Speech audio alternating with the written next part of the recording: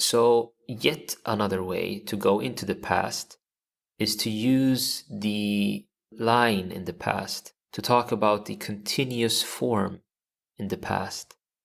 Something that was continuous. So for instance, you could say, I spoke. You can say, I have spoken. You could also say, I was speaking. And you're talking about the past. I was speaking to him when this happened. That's another way of going to the past. It's to talk about something that was continuous. And people will expect you to continue on with the sentence when you're saying that. So if I said, I spoke yesterday, then I can put a dot, I can put a period, and it's finished. However, if I want to say, I was speaking, then all of a sudden there's an expectation, one might say, that I need to finish that sentence. I need to say, I was speaking. Well, what happened? I was speaking, and then something happened. I was speaking, and then... So you need to continue on with the sentence. It's the same in Swedish. But the good thing about Swedish is that the forms are exactly the same. So, I was speaking, to say that, you would say, jag talade.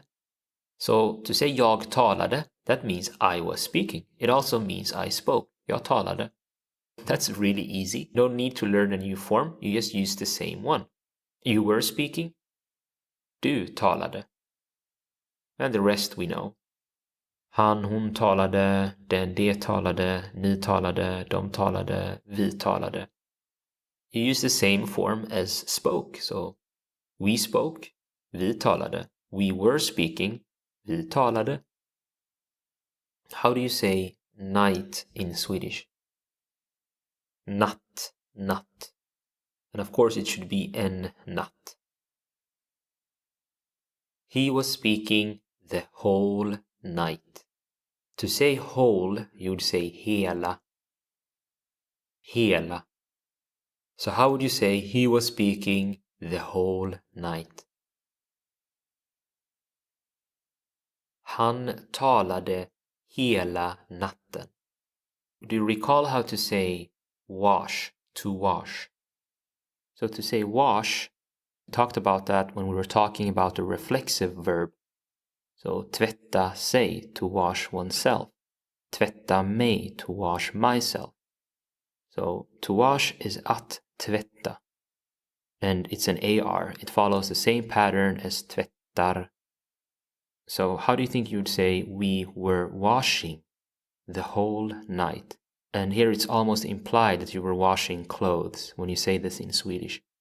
So how do you say we were washing the whole night? Vi tvättade hela natten. What about we were washing the whole day? Vi tvättade hela dagen. Dagen is the day, en dag. They were asking me many questions. So to say questions, you would say frågor. So en fråga, a question, and then many questions, frågor. So they were asking me many questions. De frågade mig många frågor. And perhaps a more common way would be to say they posed to me many questions. De ställde mig många frågor. Men de frågade mig många frågor is perfectly fine grammatically. So we'll go with that for now. De frågade mig många frågor. How do you say they asked us too many questions?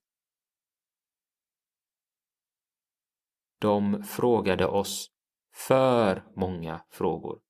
And if you try to think about it in an exaggerated way, like för många frågor, too many questions, then it might be easier to remember that too is för. So how do you say home in Swedish? Hem. I was in my home the whole day. So to say I was, you would say jag var. So we have is, är in the present. I was, jag var. So I was in my home the whole day.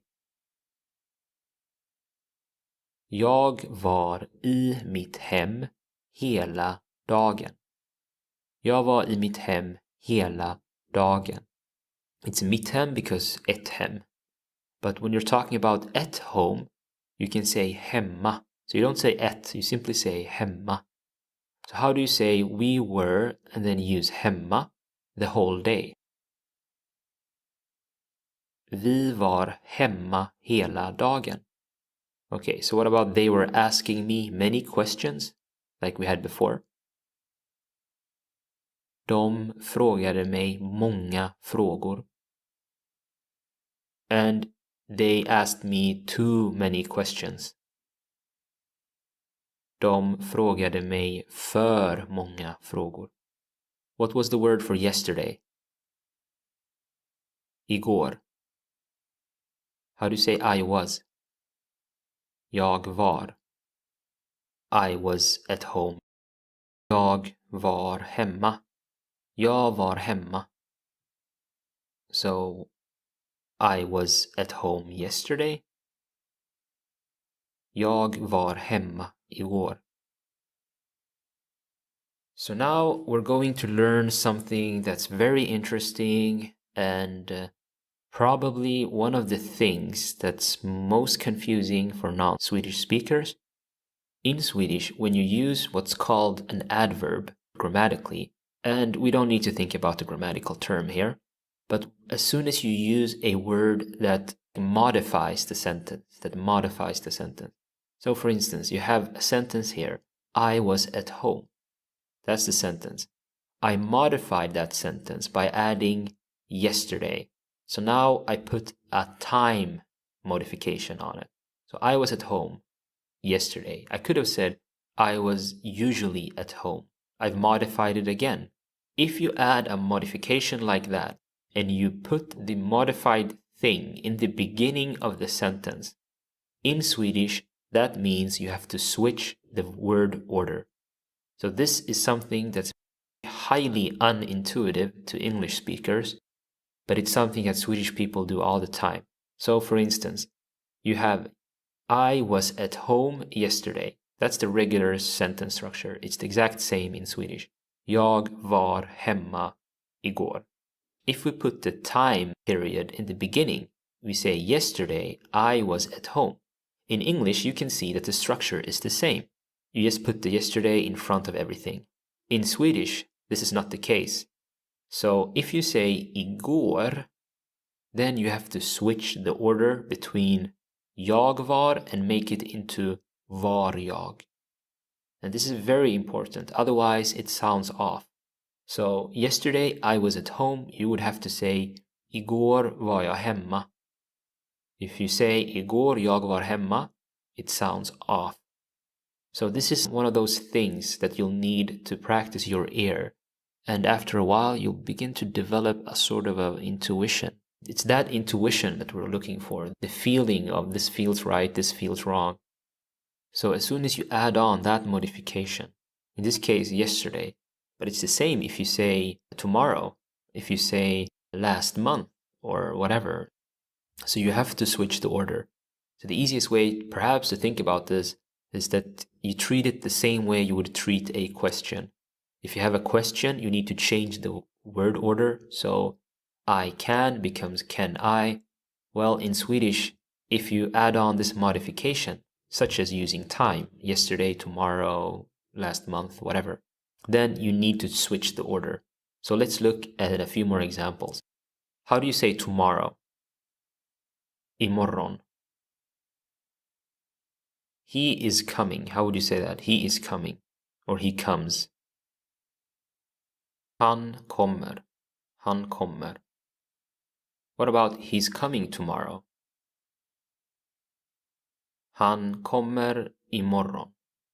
So now, if we switch the order and we say tomorrow he is coming, how would you say that in Swedish? Imorgon kommer han. So it's very important that you switch between these two. Usually you would say han kommer, but because we put imorgon, we put this modifying term in the beginning, now we have to switch the order. So imorgon kommer han. What about tomorrow we are presenting? Imorgon presenterar vi. So instead of looking at this as an obstacle, try to look at it as something that's interesting about the language, something that's different about the language, and perhaps it becomes a bit easier to swallow.